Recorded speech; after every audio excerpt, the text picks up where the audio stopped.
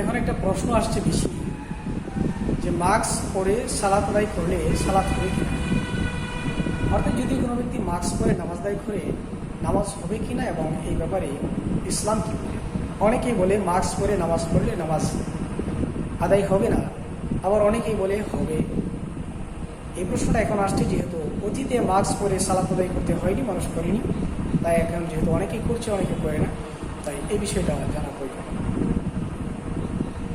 আসলে যদি আমরা আল্লাহ রসুল সাল্লাল্লাহু আলাইহি ওয়াসাল্লামের হাদিসের মধ্যে যাই, আন আবি হুরায়রা রাদিয়াল্লাহু তাআলা আনহু قال নাহা রাসূলুল্লাহ সাল্লাল্লাহু আলাইহি ওয়াসাল্লাম আই ইয়াহুত্তা রাজুলু ফাহু ফিস সালাত, বুখারী এবং তিরমিজি।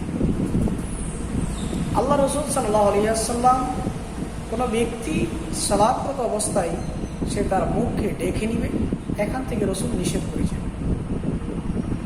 তাই এই হাদিসের আলোকে কোনো ব্যক্তি যদি সাধারণভাবে যদি মুখ ডেকে নামাজ আদায় করে তাহলে তার নামাজ নাজায়েজ হওয়ার কথা এখানে। তার নামাজ হবে মাকরুহ তাহরিমি, তার নামাজ হবে খেলাফুস সুন্নাহ, রসুলের আমলের বিপরীত হবে তার নামাজ হবে সাহাবাই কেরামের নামাজের বিপরীত। এই জন্য অনেক ওলামায়ে কেরাম বা কোনো আলেম যে উযর বশত বলে থাকেন যে মুখ ডেকে নামাজ পড়লে তথা মাস্ক পরে সালাত আদায় করলে হবে না। এই হাদিসে আমরা বলি যে এই হাদিসের মধ্যে রসুল নিষেধ করেছেন মুখ ঢেকে নামাজ আদায় করতে।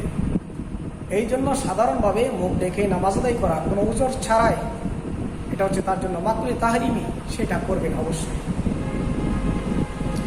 আর যদি উযর থাকে, যেরকম এখন মহামারী যদি থাকে, যে মহামারীটা বিশ্ব স্বীকৃত, যে এটা নাক দিয়ে যদি হাসি আসে অথবা যদি কাশি আসে তাহলে মুখ দিয়ে বিভিন্ন গোটা যে বের হয়, অর্থাৎ ভাইরাস যে বের হয়, এটা যদি কারো শরীরের মধ্যে স্পর্শ করে বা লাগে তাহলে এখান থেকে রোগ স্থানান্তরিত হওয়ার সম্ভাবনা রয়েছে। আমরা জানি যে ছোঁয়াচে রোগ সম্পর্কে আমরা একটা ভিডিও করব।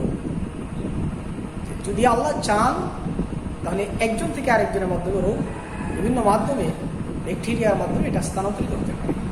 যদি আল্লাহ না চান তাহলে হবে না।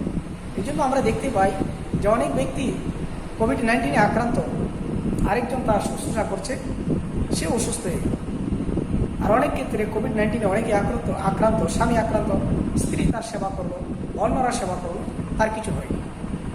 তাই ছোঁয়াচে রোগ মানে এটা নয় যে রোগ স্বেচ্ছাই অন্যের ক্ষেত্রে সংক্রমিত হবে, আল্লাহর হুকুম ব্যতিরেকে জাহিলিয়াতের ধারণা নয়।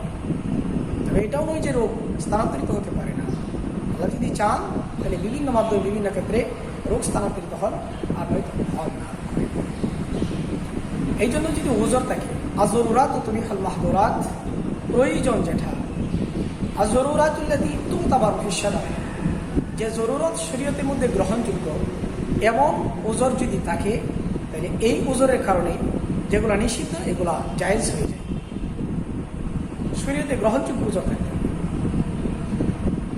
শরীয়তের উযর যেমন আমি উদাহরণ দিই, একজন ব্যক্তি ধারাবাহিক মোটা প্রস্রাব করে, সে ধরুন আসরের নামাজ, ধরুন উদাহরণ আসর নামাজ থেকে মাগরিবের নামাজ পর্যন্ত, অর্থাৎ আসরের ফুল ওয়াক্তের মধ্যে সে কোনো সময় পায় না যে তার প্রস্রাবের ওঠা বন্ধ থাকে, এরপরে সে ফরজ নামাজটা শুধু 4 রাকাত আদায় করে, তাহলে এই ব্যক্তি হচ্ছে শরীয়তের দৃষ্টিতে মাযুর। এই ব্যক্তি প্রস্রাবের ওঠা পড়তে থাকবে, এরপরেও যদি সে ওযু করে নামাজ আদায় করে নামাজ হয়ে যাবে, কেননা শরীয়তে সে মাযুর, সে সময় পেয়ে যাবে। ধরুন আরেকজন ব্যক্তি বায়ু আসে, সব সময় আসে, সে এতটুকু সময় পায় না যে জোহরের ফুল ওয়াক্তের মধ্যে সে জোহরের ফরজ নামাজটা পড়বে, আর বায়ু অনবরত আসে, তাহলে এই ব্যক্তি শরীয়তের মধ্যে হচ্ছে মাযুর।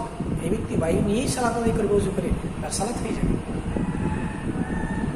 এখন আরেকজন ব্যক্তির উদাহরণ দিই, একজন ব্যক্তির রক্তকরণ হচ্ছে, ধরুন মাগরিবের ওয়াক্ত, মাগরিবের ফুল ওয়াক্ত তার রক্তকরণ হতেছে, ফুল ওয়াক্তের মধ্যে সে এতটুকু সময় পায় না যে তার রক্ত বন্ধ হবে, সে মাগরিবের ফরজগুলো আদায় করে নেবে, তাহলে সে রক্তকরণ সহই ওযু করে পবিত্রতা অর্জন করে রক্তকরণ সহই সে নামাজ আদায় করে হয়ে যাবে, সে মাযুর। উযর থাকলে যে তার নিষিদ্ধ বস্তুগুলো তার জন্য যে বৈধ হয়ে যায়, এই উযরটা হচ্ছে শরীয়তে গ্রহণযোগ্য উযর। আয-যরুরাত আল্লাতী তুতাবারু ফিশ শারঈ, এমন উযর যেটা শরীয়তের মধ্যে গ্রহণযোগ্য। আর শরীয়তে যদি গ্রহণযোগ্য না হয়, আপনি আপনার স্বেচ্ছায় একটাকে উজর মনে করলেন, উজর মনে করে আপনি এটাকে পরবর্তীতে করবেন বা করবেন না, এটা তো গ্রহণযোগ্য হবে না। যেমন শরীরের মধ্যে অনেক উজর রয়েছে, যেমন দাঁড়িয়ে সালাত আদায় করা, কেয়াম করা, কেমে দাঁড়িয়ে সালাত আদায় করা, এটা ফরজ। কোনো ব্যক্তির যদি উজর থাকে, সে দাঁড়াতে সক্ষম নয়, তাহলে সে বসেই সালাত আদায় করবে, তাহলে তার ফরজ এটা তার জন্য আল্লাহ সহজ করে দিলেন, এটা উজর। কোনো ব্যক্তি বসেও করতে সক্ষম হচ্ছে না, তাহলে সে শুয়ে পড়বে, এটা তার উজর। আর যদি আপনি দাঁড়াতে সক্ষম থাকেন, আপনি দাঁড়াতে সক্ষম কিন্তু আপনি না দাঁড়িয়ে বলছেন আমি অসুস্থ, তাহলে এই সঙ্গে তো এই উজর আপনার গ্রহণযোগ্য হবে না। অনেকেই দেখা যায় মাটিতে বসে নামাজ আদায় করতে সক্ষম, কিন্তু সে বসে নামাজ আদায় করতে সক্ষম অথবা দাঁড়িয়ে আদায় করতে সক্ষম, সে যদি চেয়ারে বসে বসে নামাজ আদায় করে, তাহলে তো তার এই উজর গ্রহণযোগ্য হবে না, কেননা সে সক্ষম এগুলো করতে। এমন উজর শরীয়তে গ্রহণযোগ্য যে উজরটা রয়েছে, এই উজরের কারণে তার মাহজুরাতগুলো তার জন্য বৈধ হয়ে যায়। যদি কেউ এই থিওরিটাকে অস্বীকার করে তাকে যে এই থিওরি কোথায় দিয়ে ফেলে, দেখুন কুরআনুল কারীমে যদি আমরা যাই, আল্লাহ পাক রব্বুল আলামিন মৃত রক্ত, প্রবাহিত রক্ত, শুকরের মাংস, এগুলোকে ভক্ষণ করা তিনি হারাম করেছেন। এরপরে তিনি বলেছেন, যদি কোনো ব্যক্তি অনুন্নপায় হয়ে যায়, এছাড়া তার কাছে কোনো খাদ্য পানীয় যদি না থাকে, এমত অবস্থায় যদি তার জান চলে যাওয়ার উপক্রম হয়, তাহলে এমত অবস্থায় সে যতটুকু খেলে এখান থেকে মৃত্যু থেকে সে বেঁচে যাবে, এতটুকু তার জন্য।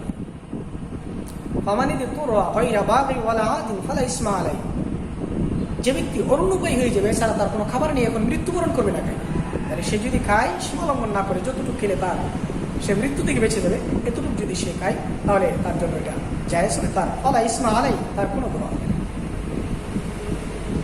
উজর আপনি পাইলেন, উজরের উপরে আপনি যত ইচ্ছা তা ব্যবহার করলেন, এমনটা নয়। যতটুকু ব্যবহার করলে আপনার প্রয়োজন সেরে যায়, এতটুকু শুধু ব্যবহারের অনুমতি দিয়েছে।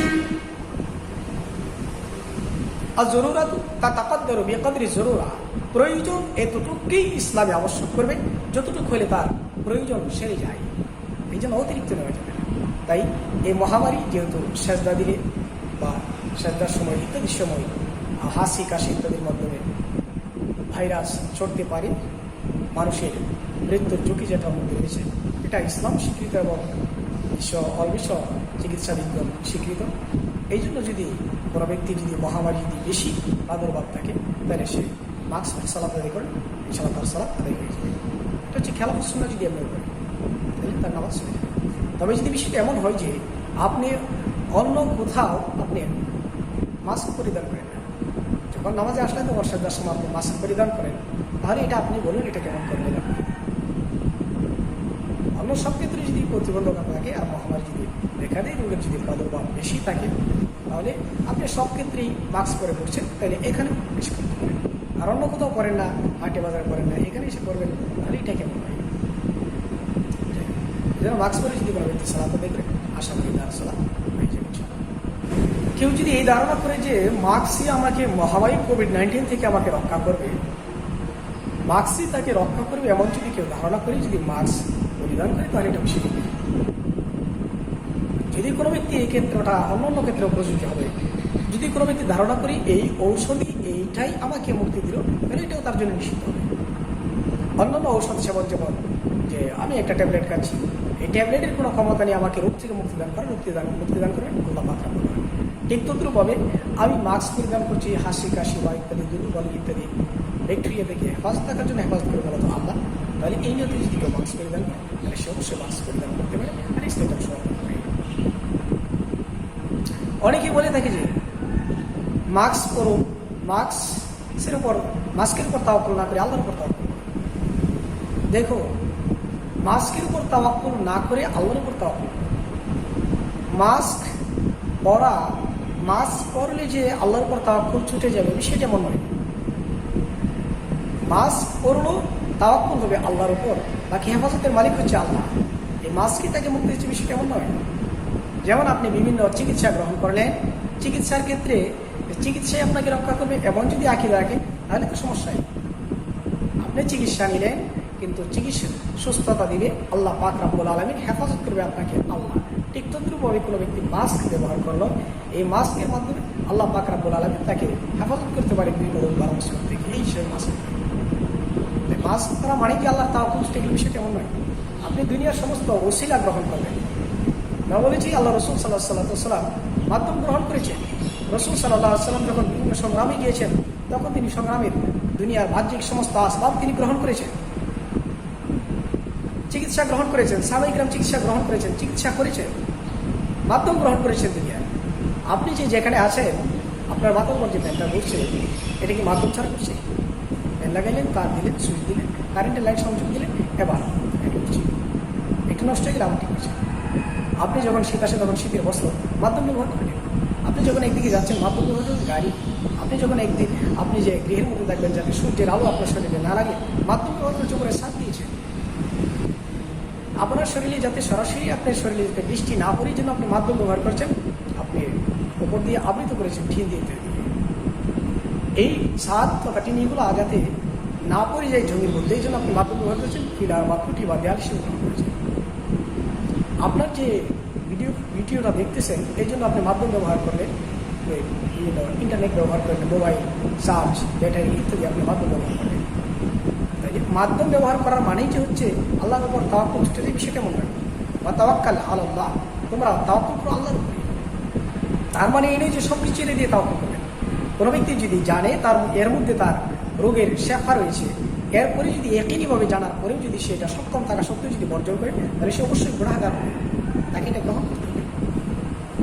একটু জানতেছেন যে আপনার উদাহরণস্বরূপ আপনার স্ত্রী এখন বাচ্চা হবে, সিজারে নিতে হবে, তাহলে স্ত্রী অ্যাক্সিডেন্ট হয়ে যাবে, আপনার টাকা পয়সা আছে, আপনার রাস্তাঘাটে আপনি নিতে পারেন, গত অবস্থায় আপনার যাওয়া আবশ্যক, শরীর সম্মত বলতে চাচ্ছি যে কোনো ব্যক্তি যদি যে মাধ্যম গ্রহণ করতে সক্ষম সে যদি এটা গ্রহণ না করে এমনি তাওয়াক্কুল করে থাকে তাহলে সে খেলাফত সুন্নাহ করে। আপনার একটা অসুস্থ হলো, ক্যান্সার হলো, আপনি এটা চিকিৎসা করতে সক্ষম, একটা টিউমার হলো করতে সক্ষম, আপনার জ্বর হলো আপনি চিকিৎসা করতে সক্ষম, আপনি করছেন না, আপনি এটা খেলাফত সুন্নাহ করছেন, করাটাই হচ্ছে সুন্নাহ। এই জন্য মাস্কের উপর তাওয়াক্কুল করুন, আল্লাহর উপর ছেড়ে দিই বা আল্লাহর উপর তাওয়াক্কুল করেন, মাস্ককে ছেড়ে দিই, সেটা এমন আপনি মাস্ক পরতে পারেন, তাওয়াক্কুল থাকবে, করোনা আল্লাহর উপর, আল্লাহ আপনাকে হেফাজত করবেন।